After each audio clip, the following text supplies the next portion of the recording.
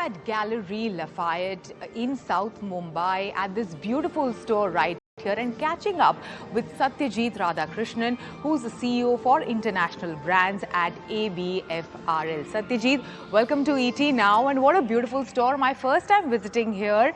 And you've done a great job. It looks pretty French. And, you know, I can see certain elements of India. Of course, this is an iconic building. But we are meeting just ahead of your spring-summer collection and the campaign right behind us, which is Make It Iconic, which blends, in fact, you know, the French art, the vivre, with the Indian creative expression. Tell us more. How are you making it happen? Yeah, I think, you know, the store itself is a reflection of that entire ethos. When you walk in through the main doors, you see, you know, an old building, and then you walk into an oasis of peace and splendor. Yeah. But inside all that, I think is a confluence of, like you said, French art de vivre, savoir-faire, Indian craftsmanship, Indian design. And I think all of that has come home to rest in this building. And this being the year of the Indo-France Year of Innovation, right? So we're sort of kicking it off with a great collaboration between the two countries, bringing alive a lot of French, iconic French luxury brands. Sure. And exposing to our customers the best in design. Sure. Yeah, Indo-France Year of Innovation, you just, you know, gave me an excellent segue for my next question. Also, we are catching up in a week where French President Emmanuel Macron is visiting India, first Mumbai, and then, you know, the AI Summit, which is happening in Delhi. So tell us more about, you know, I'm sure you're meeting him. Well, I haven't been that lucky, but hopefully if he does decide to visit the store, we may just bump into him. Sure, and this is, you know, such a iconic French retail experience that you've brought to India.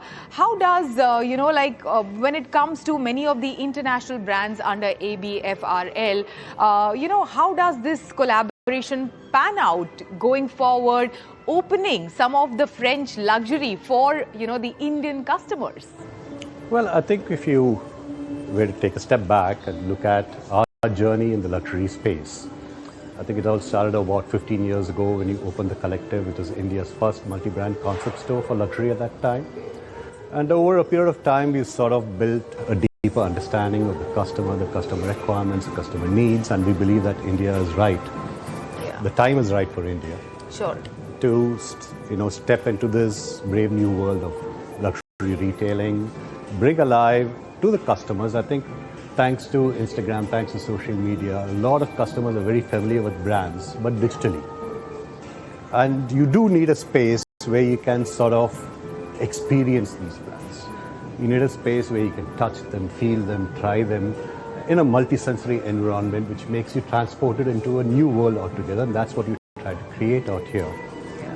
And I think through artfully curating the brands, creating the products for the customers, we believe that this is a window to the world of global luxury. And that's how we would like to see it. Absolutely. And if you can also help us understand, how is the young Indian customer of today, you know, getting introduced to the world of luxury? Like, what are some of the trends that you're witnessing? How are they buying? Because it's a very digital native customer. Sure. So what is the kind of experience also that you're giving to a customer walking into your store? Well, through digital, through social media, I think customers are aware of these brands. But what we're trying to build here is more than just exposure to product. It's also experiences. For example, we've had master classes by creative designers of various brands who have come here, spent time talking about what is the brand all about, what is the creative philosophy of the brand, and how you bring that alive. We've had master classes with great brands on the beauty floor where they talk about the fragrance, the notes, the tones, how to layer them, also with makeup and skincare, and how you actually wear them and how it can actually enhance your personality. So it's not just about having products, but it's also about giving customers a way to engage beyond the product. Engage beyond the product. And we are standing in this beautiful 90,000 square feet of turnover Morrison building, which you have sort of revamped and made it look very French at the same time, rooted in India. It looks very unique. So what was the design language that you adopted, and what role is it playing to, have like that customer engagement that you spoke about, and the way in which they engage with luxury when they enter the store? Absolutely. I think, if I were to just say it simply, it's Paris meets Mumbai. So if you were to take a look at the balloon, and if you were to walk around that, you start with the skyline of Paris, with the Eiffel Tower, and then you walk around and end up at the Gateway of India. Oh, right. Right. So it's just a small example, but when you walk in, you see this beautiful mural which is being created by young painters from Rajasthan who actually come and spend 3 months doing that. Yeah. Or the various motifs around the place, the choice of architecture, the softness of the space. Sure. Which is all a combination of, I would say, Parisian Hotel Particulier, which is about these really small rooms with very different expressions. Yeah.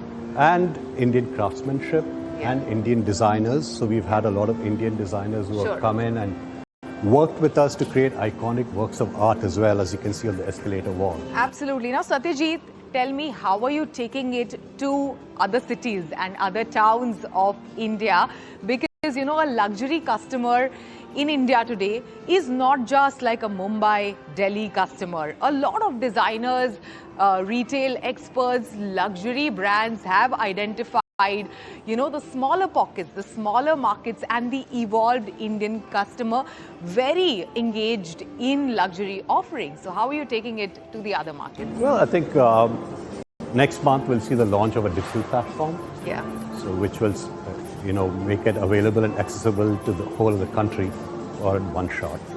And beyond that, we believe that India is right now at the cusp of a multi-decadal growth in luxury. So it's not that the market is peaked or is saturated. It's just growing, and we believe there's enough room for growth. Yeah. And like you rightly said, not just in the Delhis and Bombays, but in the next set of cities and the next set of cities. So that's the longer roadmap that we have, which over the next 5 years will see us take this to many, many more cities.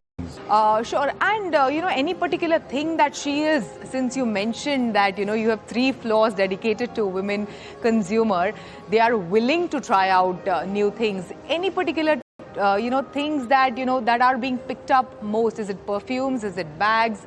Is it clothing? What is it that, she is shopping? So in a normal store, or let me not say a normal store, when a store reaches maturity, roughly about 60% of the business is driven by women across beauty and fashion and handbags, and 40% to 50% is driven by men. And here we see that right now it's a woman consumer, and which is normal because I think women are far more curious consumers and they like to explore a lot, have been the visitors in, but we're seeing a lot of traction with our male customers as well. But curiously, I think we are seeing almost an even split between accessories and ready to wear. Accessories and usually you would ready to wear, expect accessories to be the prime driver. But we're seeing that it's almost equal, which is very, very heartening. Absolutely. And if you can help us understand beyond Galeries Lafayette, if you can help us understand, since you take care of the international brands at ABFRL, what are some of the large luxury trends that you're witnessing as a leader for a country like India? I think the biggest trend, and something, or rather 2 trends, I think, which are going to drive luxury consumption, is that there is going to be the largest transfer of wealth from one generation to the next, to the tune of close to about $120, $130 billion over the next 5 years. And this is transferring from, or rather into people who are in the age group of the late 20s, early 30s, who've been sent to live abroad, work abroad, study abroad, and are now coming back to either take over the family business or to do their own thing. And these are the brands that they've grown up with. This is part of their lifestyle. And they're used to it, and they want it now. So instant gratification and the ability to understand the brand, live the lifestyle, and make the purchase happen, I think is a great trigger. So they are moving away from, saving now, building wealth towards instant gratification and, I think there are multiple segments of customers. I think Sure. one of the primary drivers is the segment that I spoke about, but I think there is also the younger customer. Yeah. And I think a lot of young consumers are, through the choice of professions, through the choice of the entrepreneurial journeys, see this as sort of way to express their individuality, to express their having done something in life, and therefore the propensity Sure. to spend on luxury goods. And I think thirdly, the last key driver, Yeah. which again I think is more sociological than anything else, is the sort of devolution of the of the joint families. Now become nuclear family. The joint family, you had to buy for everybody. In a nuclear family, you're responsible only for yourself. Yes. So you're not that guilty about consuming. Yeah. Yeah. So I think all of these bode well for the luxury Yeah. industry. Satyajit, past few months have been very interesting for, not just India, for global markets as well, but specifically for India. It has been like a mixed set of year. Good in a way that India also stuck relations with a lot of countries in terms of the trade talks, trade deals, FTAs that India has signed. What is the kind of impact of all of that on your business that you see going forward?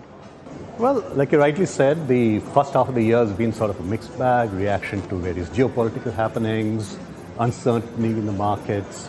All of that does have an indirect impact on consumption.